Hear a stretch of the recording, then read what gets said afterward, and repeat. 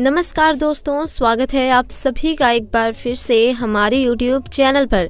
दोस्तों, महाभारत के युद्ध में कौरव अधर्म और पांडव धर्म के साथ कुरुक्षेत्र के मैदान में लड़े। महाभारत युद्ध के दौरान ऐसी कई विशेष घटनाएं घटित हुई जो आज भी लोगों के लिए शिक्षा देने का काम करती हैं। महाभारत युद्ध के दौरान कुरुक्षेत्र से ही गीता उपदेश की उत्पत्ति भी मानी जाती है, जो कि श्री कृष्ण द्वारा अर्जुन को प्राप्त हुआ था। दोस्तों, बचपन में कुंती ने एक बार दुर्वासा ऋषि का बहुत अच्छे तरीके से अतिथि सत्कार किया था। इससे प्रसन्न होकर दुर्वासा ने कुंती को एक मंत्र दिया जिसके द्वारा वो किसी भी देवता को बुला सकती थी। एक दिन कुंती के मन में उस मंत्र को आजमाने का ख्याल आया। वो बाहर निकली तो देखा कि सूर्य अपनी पूरी भव्यता में चमक रहे थे। उसकी भव्यता देखकर वो बोल पड़ी, मैं चाहती हूँ कि सूर्य देव आ जाएं। सूर्य देव आए और कुंती गर्भवती हो गई और एक बालक का जन्म हुआ। वो सिर्फ 14 साल की अविवाहित स्त्री थी। उसे समझ नहीं आया कि ऐसे में सामाजिक स्थितियों से कैसे निपटा जाएगा। उसने बच्चे को एक लकड़ी के डिब्बे में रख दिया और बिना उस बच्चे के भविष्य के बारे में सोचे उसे नदी में बहा दिया। उसे ऐसा करने में थोड़ी हिचकिचाहट हुई, पर वो कोई भी कार्य पक्के उद्देश्य से करती थी। एक बार वो अगर मन में ठान लेती तो वो कुछ भी कर सकती थी। उसका हृदय करुणा शून्य था। तो चलिए दोस्तों, आज की वीडियो शुरू करते हैं। आखिर मरते हुए कर्ण को देखकर उसकी पत्नी ने क्या किया? आखिर कर्ण की मृत्यु के बाद उसके परिवार, उसकी पत्नी का क्या हुआ? तो चलिए अब बात करते हैं ज्ञान की। दोस्तों, वीडियो में आगे बढ़ने से पहले कमेंट सेक्शन में जय श्री कृष्ण जरूर लिखिएगा। दोस्तों, कर्ण एक ऐसा पात्र है महाभारत में जो देव पुत्र होने के बावजूद भी सामाजिक प्रताड़ना का सामना करता था और उसको समाज में अस्वीकार किया गया। महाभारत की कहानी रोचक और दिल दहला देने वाली कहानियों से भरी है। अंगराज कर्ण यानी सूर्यपुत्र कर्ण की मृत्यु महाभारत की कुछ इन्हीं घटनाओं में से एक है। ये बात तो हम सब जानते हैं कि कर्ण की मृत्यु ने दुर्योधन के बल को चकनाचूर कर दिया था। लेकिन क्या आप जानते हैं कि आखिर कर्ण की मृत्यु के बाद उसके परिवार का क्या हुआ? आखिर क्या हुआ उसकी पत्नी का जब उसे कर्ण की मृत्यु की सूचना मिली? दोस्तों, अंगराज कर्ण की पत्नी का नाम रुशाली था। महाभारत में कर्ण की पत्नी रुशाली का वर्णन एक बुद्धिमान, चरित्रवान और पतिव्रता पत्नी के रूप में किया गया है। अंगराज कर्ण की तरह ही उनकी पत्नी रुशाली भी एक सूत पुत्री थी। एक सूत पुत्री होने के कारण अपने पिता आधिरथ के कहने पर कर्ण ने रुशाली से विवाह किया था। रुशाली दुर्योधन की विश्वास पात्र सारथी सत्यसेन की बहन थी और एक बुद्धिमान स्त्री भी थी।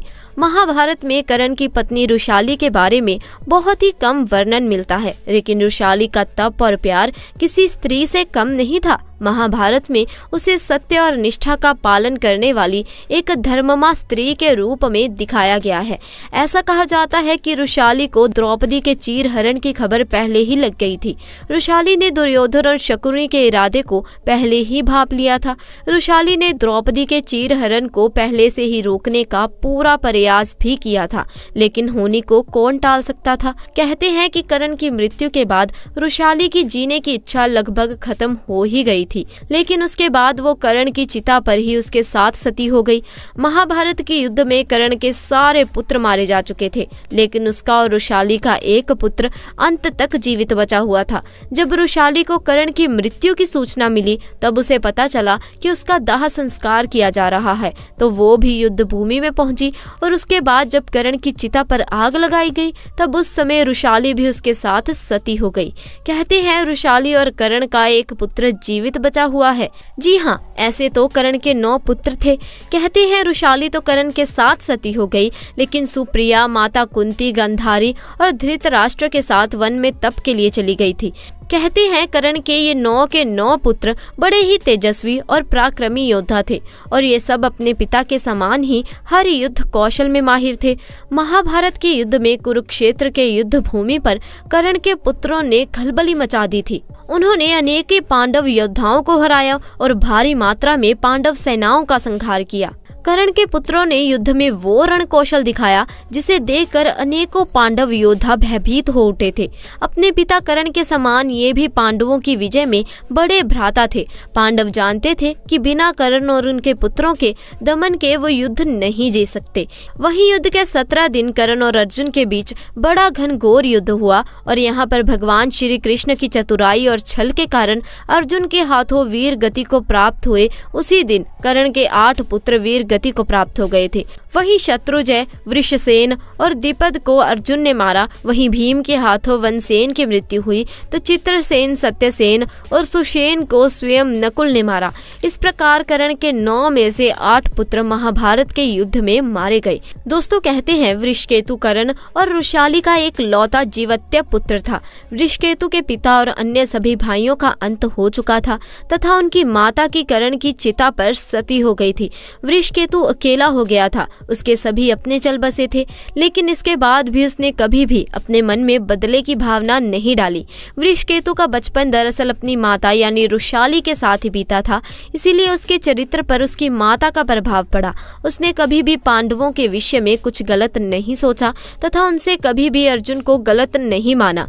वृषकेतु धर्म और धर्म का ज्ञान रखता था और साथ ही उसे इस बात का भी ज्ञान था कि आखिर किन परिस्थितियों में कर्ण ने कौरवों का साथ दिया था। महाभारत युद्ध के बाद पांडव जब विजय हुए और युधिष्ठिर हस्तिनापुर के राजा बने, तब पांडवों को पता चला कि कर्ण का एक पुत्र अभी भी जीवित है।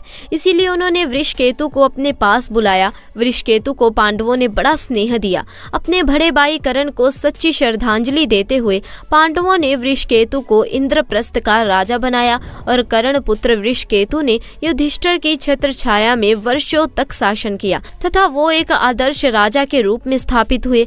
वृषकेतु और घटोत्कच के पुत्र में बड़ी गहन मित्रता थी तथा उन्होंने मिलकर अनेकों युद्ध जीते थे। दोनों ने मिलकर भद्रावती की सेना को भी हराया था, जो कि उस समय में बड़ी खूंखार सी थी। वृषकेतु ने कहते हैं कि अर्जुन के संरक्षण में कई सारे युद्ध जीते और अनेकों युद्ध में अर्जुन के साथ रहते हैं।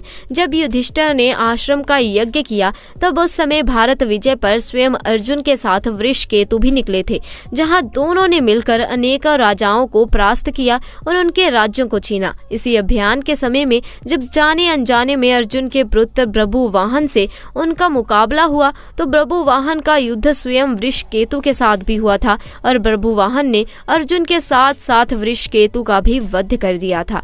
माना जाता है कि अर्जुन की अन्य पत्नी उलोपी ने अर्जुन के साथ साथ वृषकेतु को भी पुनः जीवित किया था। कहते हैं वृषकेतु अपने पिता कर्ण की तरह ही एक बहुत ही तेजस्वी और पराक्रमी योद्धा थे और उनके शिक्षक कोई और नहीं बल्कि स्वयं अर्जुन थे, जिन्होंने पथ पथ पर हमेशा उनका साथ दिया, क्योंकि अर्जुन भी शायद कहीं न कहीं वृषकेतु में कर्ण की उस छवि को हमेशा देखते थे। सिर्फ यही नहीं कहा जाता कि वृषकेतु ही इकलौते ऐसे योद्धा बचे हुए थे जिन्हें ब्रह्मास्त्र, वरुणास्त्र, अग्नि अस्त्र, भाव अस्त्र और अनेकों कायिक दिव्य अस्त्रों का ज्ञान था। सिर्फ वही एक आखिरी योद्धा थे जो पृथ्वी पर मौजूद थे जिन्हें इन सभी दिव्य अस्त्रों का ज्ञान था। इसके बाद कोई भी योद्धा या उनकी पीढ़ी में से ऐसा कोई योद्धा नहीं जन्मा जिसे इस सब दिव्य अस्त्रों का ज्ञान हो। तो दोस्तों, आप कर्ण के पूरे परिवार के बारे में क्या सोचते हैं? कमेंट बॉक्स में हमें जरूर बताइए। साथ ही दोस्तों, वीडियो पसंद आई हो तो इसे लाइक करें, शेयर करें और चैनल को सब्सक्राइब करें। धन्यवाद।